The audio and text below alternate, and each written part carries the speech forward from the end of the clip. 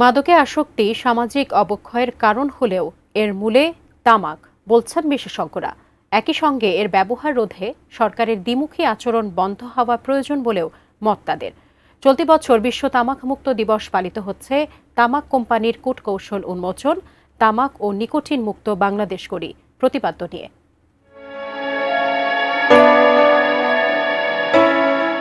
ধূমপান স্বাস্থ্যের জন্য ক্ষতিকর, এর কারণে স্ট্রোক হয়, ধূমপান মৃত্যুর কারণ। এই কথাগুলোর সাথে সবাই কম বেশি পরিচিত। তবে তামাকের ক্ষতির এসব বিষয়গুলো সম্পর্কে জানলেও মানতে নারাজ অনেকেই। বৈধ নামের এ পণ্যটি প্রতিনিয়তই ভোক্তাকে ঠেলে দিচ্ছে মৃত্যুর দিকে।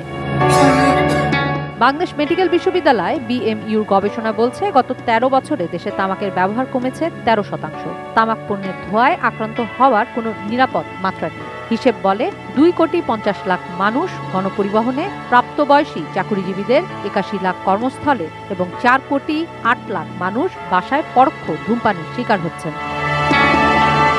5 বছর আগে যেখানে মাদকাসক্তের সংখ্যা ছিল 75 লাখ, তা এখন প্রায় 1.5 কোটির ঘরে, জানান মাদকদ্রব্য নিরোধ সংগঠন মানুষের সভাপতি ডক্টর অরূপ রতন চৌধুরী।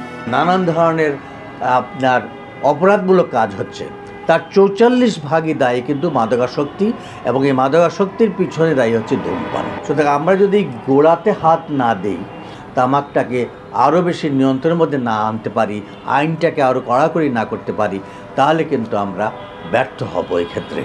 কর্পোরেট সামাজিক দায়বদ্ধতার নামে তামাক কোম্পানিগুলো তামাক চাষ আরও উৎসাহিত করছে বলেও অভিযোগ তার। বলেন, তামাক খাত থেকে সরকার যে পরিমাণ রাজস্ব পায় তার 34%-এরও বেশি খরচ হয় তামাকের কারণে সৃষ্টি হওয়া রোগের চিকিৎসায়। তামাক চাষ প্রকল্প যেটা, চাষিদেরকে তারা বেশি উপঢৌকন দেয়। তামাক কোম্পানির একটা প্রভাব এই চলচ্চিত্র এবং নাটকের মধ্যেও আছে। অনেক বড় সংখ্যার অ্যামাউন্ট কিন্তু তামাক কোম্পানি সরকারকে ট্যাক্স দেয়, কিন্তু দেখা যায় যে তার চেয়েও দ্বিগুণ স্বাস্থ্য খাতে ব্যয় হয়েছে। ট্যাক্সটা প্রতি বছর বাড়াতে হবে, কিন্তু আমাদের দেশে দেখা যায় যে সেই অনুপাতে ট্যাক্স বাড়ানো হয় না। যতই আমরা চেষ্টা করছি, তামাক কোম্পানি আরও বেশি শক্তিশালী হয়ে উঠছে।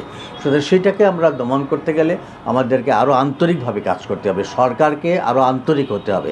তারা ডাবল স্ট্যান্ডার্ড হয়ে কাজ করলে কিন্তু এই তামাক নিয়ন্ত্রণ হবে না। কিশোর জাহান, ATN নিউজ, ঢাকা।